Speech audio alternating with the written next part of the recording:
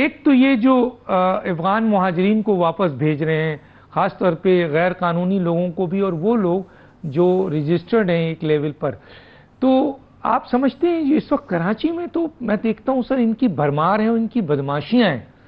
تو یہ جو بھیج رہے ہیں کن کو بھیج رہے ہیں، کہاں ہیں، اور یہ افغان مہاجرین نے کراچی اور پاکستان کو کتنا نقصان پہنچایا ہے؟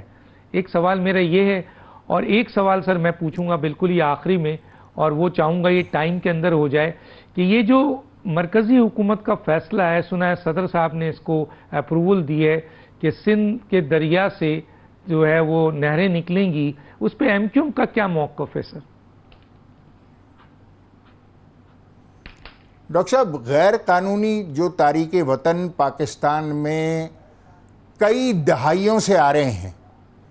وہ پاکستان کی سلامتی کے لیے بہرحال ایک سوالیہ نشان تو ہے۔ جو پاکستان میں گزشتہ 2 دہائیوں میں خصوصی طور پر جو دہشت گردی کی ایک صورتحال پاکستان کے عوام کو اور پاکستان کی مسلح افواج کو اور جو ہمارے جوانوں کو درپیش رہی ہے، اور جس میں آج بھی ہماری مسلح افواج، ہمارے جوان، ہمارے آفیسرز سرحدوں کے اوپر نبرد آزما ہیں، یقیناً اس کا کوئی نہ کوئی روٹ کاز تو ہے، اور ان جتنے بھی روٹ کازز ہیں ان میں سے ایک روٹ کاز یہ ہے کہ لاکھوں کی تعداد میں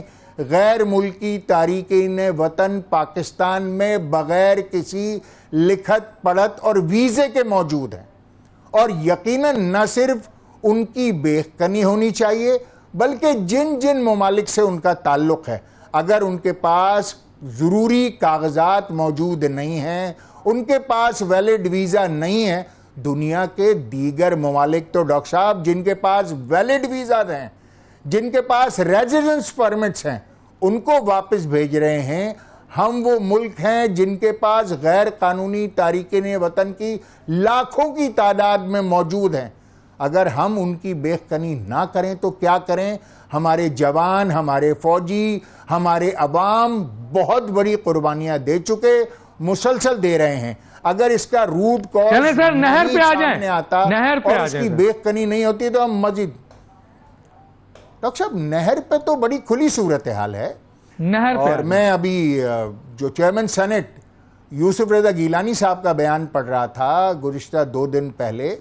میرے خیال سے ایک مقامی روزنامے میں پاکستان کے ان کا بیان چھپا تھا۔ انہوں نے تو جو نہروں کا جو آصف علی زرداری صاحب نے جو معاہدہ سائن کیا ہے اس کو بڑا خوشائند قرار دیا ہے، مگر سندھ میں پیپلز پارٹی کی صورتحال اب کچھ اور ہے۔ اصل میں ایسا لگتا ہے کہ ہاتھی کے دانت کھانے کے اور ہیں اور دکھانے کے اور۔ اب تو یہ خبر نہیں رہ گئی کہ صدر پاکستان نے اس کو دستخط کیا تھا، اب ہمیں اس پر کھوج لگانی چاہیے کہ اگر یہ دستخط 24 جولائی 2024 کو ہوئے تھے اور صدر پاکستان نے ان نہروں کی 6 نہروں کی منظوری دی تھی، تو سوال یہ ہے کہ یہ اس کے عوض کیا لیا؟ ایسا کیا تھا کہ جس پر جناب صدر پاکستان راضی ہو گئے اس پر دستخط کرنے کے لیے؟ اور سندھ کے عوام کے پاس اب یہ سوچنا ہے، سندھ کے عوام کو، کہ یہ کیا ہے اور اس کے پیچھے کیا ہے، کیا محرکات تھے، کیا وجوہات تھیں اور کیا مفادات تھے۔